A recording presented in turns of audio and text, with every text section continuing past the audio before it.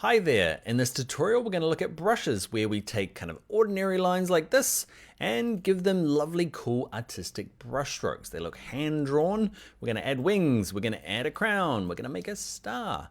Okay, we're going to fill the star. All sorts of awesomeness in Adobe Illustrator. Let's go and do that now. Okay, so it's time to use brushes, and yes, in between videos, if you're following along, I went back and made my flames a whole lot cooler and my arrows a lot nicer just by redrawing them with the pencil tool. Okay, I couldn't help myself. So what we're going to do is brushes. First of all, we need something to add the brushes to. Okay, so we're going to grab the pencil tool and let's add kind of like wings to her. So I'm going to do them in lots of little bits. Now, the reason I don't do them all in one big go, you could, let's do one with one big go. Okay, so one really good wing, but remember, smoothing's on, so when I let go, it looks marginally better. I'm going to add more wings on this side, but I'm going to do them as separate pieces. Okay, and I'm just going to show you the difference really. I'm going to draw some circles. You can see that one there completed the circle, which is kind of cool. We'll just see how it works. Okay, we'll draw some little more half circles in here. Great. So with my black arrow, I'm going to select all of these guys. It's a little bit harder now because we've got things all over the place. So you might have to click one, hold shift. Okay, and keep clicking until you got them all, but I can kind of drag a box around all of these guys. Great. First thing I'm going to do is stroke is going to be white, and I'm going to open up my brushes panel. Now, before we open our brushes, it's nice, especially with the brushes, if you use a smaller size to get started with. It doesn't matter, you can do it afterwards, but let's get down to 0.25. Okay, really thin line.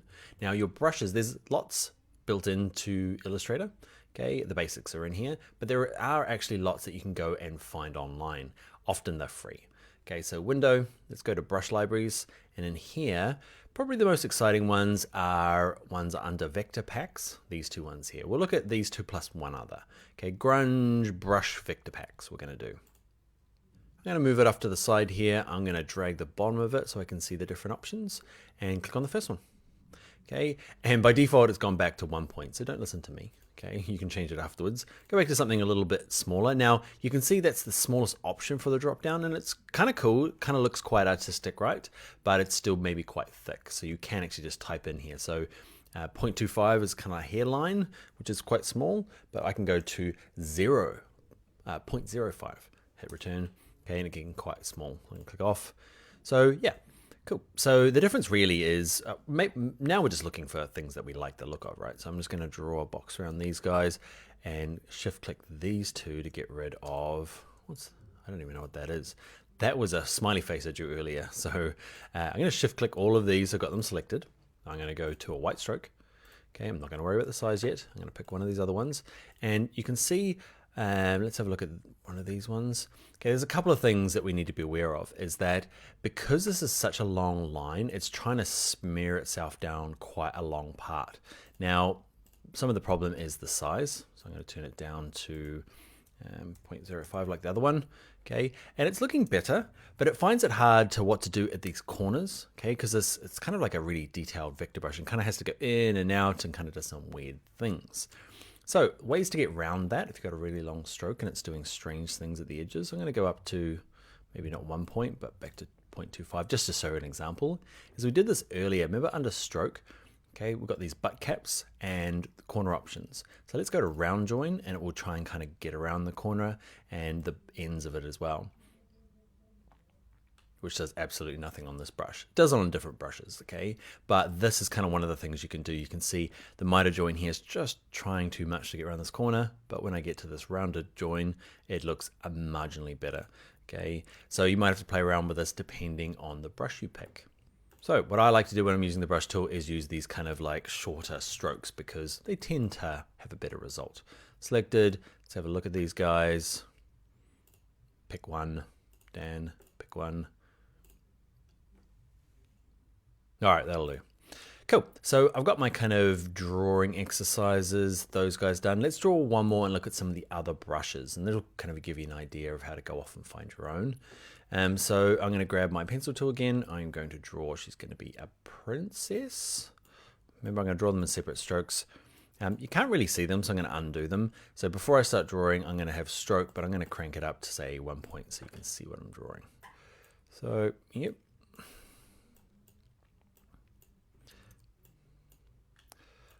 She is not a princess.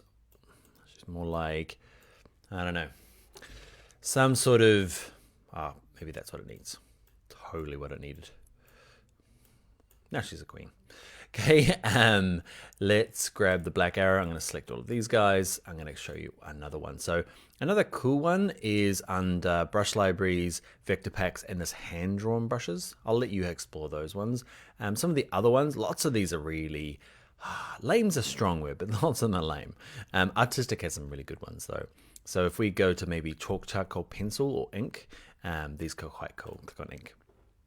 I want to show you ink because these have some, instead of just solid black, they have some kind of like textures to them. Can you see it's kind of, they're a little bit transparent. Now again, I'm going to have to turn the stroke down to something a little bit more useful. But where they start overlapping, they start adding kind of extra depth. And yep, the reason I want to show you this one is you'll run into brushes that have this line along the top here and you'll be like, oh, awesome. They do weird stuff. Okay, these meant to be used as just kind of like one-off. So I'm going to undo and I'm going to pick, say, this one here. And then I'm going to click off. These guys here, if I drag them off, okay, it means that I can, for some reason, if I drag it across this image here, they're kind of disappearing behind it, which is kind of weird. So I'm going to drag it up the top here. And they're just meant to be used as elements up the top, okay, just as like separate things by themselves rather than following a path, okay. And what you can do, like with this guy here selected, he's lots of different options. I can right click them and go to ungroup, okay, and you can keep ungrouping them, okay, until you get kind of the individual parts. It takes a little while. Okay, the shortcut might be handy. Okay, we're almost there. Right click one more time, ungroup. Okay, and we start getting individual elements. I can select you guys and make you white. Awesome. So yeah, that's how they're meant to be used, just as like single little options. Okay, let's look at the next part. Let's close down the ink brushes. And let's look at kind of like filling in brush strokes. So let's say we're going to draw a star. I'm going to grab the pencil tool and I'm going to draw, what's this? If I let go, you're like, where'd that line go? Okay, it's because I'm drawing with the pencil tool with a fill, but no stroke. So the line is considered a stroke and there is no stroke. There's a fill, but it doesn't need a fill. Okay, it's there. If I go my black arrow, you can kind of wave your mouse around and go, that's random line, get rid of him. And there was this circle here we found earlier on. I don't know where he's from. So I'm going to grab my pencil tool and just make sure you're quite purposeful when you're drawing. Pencil tool, pick a stroke color, doesn't need a fill. And I'm going to draw a kind of a starry thing. My drawing tool's helping me out. Okay, so with this selected, black arrow, select all of these guys. I'm going to pick a brush. I told you I wasn't going to show you any other ones, but I'm going to look at one more brush libraries. I'll use hand-drawn brush vector. So I'm going to grab him. Way too strong. Let's get down to a smaller, yeah, we're getting there. Maybe 1.5. Cool, so I've got this shape here, right? And I want to fill it in. Now, the trick is, I'm going to close these down, is I'm going to copy and paste it so I've got a second option. I'm going to keep the strokes there, but this guy here, these lines, okay, what I want to make sure is I want to kind of fill in the gaps. And what I should have done before I started drawing is I should have made sure they overlap perfectly. So we'll check that out. Over here, I want to turn it back to a regular line. So over here where it says brush, I'm going to say actually no brush, go up to the top here and pick this first one. Okay, just a nice thin brush. And they do overlap. So if you didn't do this, you're going to have to make sure that lines overlap at least a little bit. So with them all selected, we're going to go to our best friend, the shape builder tool. We're going to pick some colors for it. Okay, so I'm going to go in here and I'm going to pick a color. I'm going to use the color mixer. And if yours is like mine and it's defaulted to just black and white, which might happen quite often. Okay, with this selected, I'm going to go to this option here, okay, and pick RGB, which can't be done. So I'm going to pick black first, then go in here and pick RGB. Cool. So I can pick from any of these colors in here, and when I hover over, I'm going to say that's going to be filled with the green. Okay, I can fill in all of these guys. Now they fill in because they overlap. If they didn't overlap, they might not fill up. I'm going to pick another color. Yeah, cool. The reason I do this is I'm going to select all of these guys now, and I'm going to get rid of the stroke. Goodbye stroke by going you and going to no fill. These guys down here, left over. Don't need you guys. And I'm going to select this and put it back over the top. Okay, line it up. Cool. So it's just a nice way of kind of, I guess, adding fills to kind of hand-drawn rough stuff. Okay, Shape Builder tool is perfect for that. Just making sure that the rough lines all overlap.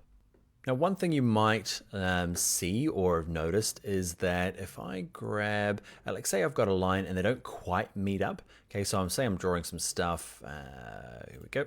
So I'm drawing a square, but the gap is, I'm drawing with a brush. Great, Dan. Now select all of these, turn it back just to a regular brush. Maybe this first guy here.